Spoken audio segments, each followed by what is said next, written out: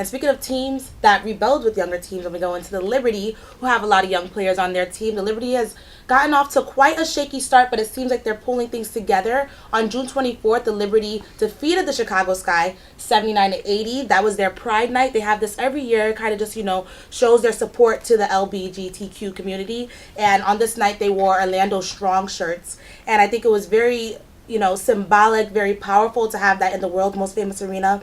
We've seen a lot of, support from not just the team, but the fans, the franchise, everybody. And this is something that, really you see the WNBA focus on a lot. They focus on this community. I feel like they have some of the proudest players, who are in the LGBTQ community. I feel like other leagues have players who are a part of that community, but they don't speak out like you do see from the WNBA. So, it's always a great night to have at the Garden. Also, the Liberty the Phoenix Mercury just snapped the Liberty's 6-game winning streak. They defeated them in overtime. The score was 104-97. So that was a tough loss from them. The Mercury went and tied it after some Diana Taurasi free throws right in those final seconds. So that kind of put the Liberty back. And this reminds me of last season when we've seen the Liberty lose a lot of games in the final quarters. They were struggling a lot, down the stretch. So that's something that they're trying to focus on a lot this season. And it's really important that they do, because this is how they're going to get to the most wins of the season. Last season,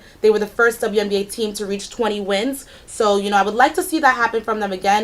There was a lot of changes going on with their roster. They started off the season without Swincash, then she, got back on the roster. They also started the season without Rebecca Allen, who was playing for them 2 games last season, but she injured her knee, so she had to take the season off. And then she also missed the first 12 games of this season because she was, practicing with the Australian women's team, trying to get on their Olympic team. So, it's a lot with these WNBA players. They have to figure out how to balance their time, when it also comes to money. So they have to focus on these national teams and these teams that are outside of the USA, because that's what brings them their money. But then they also, want to be in the WNBA because it is what it is. It's the 20th anniversary of this league, so it's a big, huge deal. So the Liberty right now is dealing with a lot. They do not have Epiphany Prince right now. She's still suspended or whatever the situation is. Not much talk is going on about that. But, they have some good young players. Amanda Zahuibi, she was the second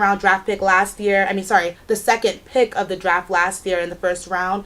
And they also have Kia Stokes, who's always doing an amazing job, crazy rebounder for the WNBA. They have Brittany Boyd. I always call her the girl version of Russell Westbrook for the team. Like, she's crazy amazing, as a guard. So there's a lot. Tina Charles is always doing amazing. She was just named Easter Conference Player of the Week for the 3rd time this season. She's leading the WNBA in scoring right now, 22 points per game. The Liberty has so much potential. They have some of the best players in the league. So in order for them to be successful this season, they need to keep that chemistry going. Where do you think they'll fall in the conference by the end of the year? Can they win a chip? It's so tough to answer this. They have this whole month off. Not this whole month, but in August they have that whole month off due to the Olympics. So I feel like the Liberty, like I mentioned earlier, they have issues with chemistry. So I'm wondering if while Tina is gone, if the team can still have that chemistry when they get back. Because that's what it all matters down to the end of the season. Because right now the format's changed now. It's not about who's first or second in the Eastern Conference, Western Conference. It all has to do with how many wins you receive this season to get to the playoffs and get to the end of the postseason.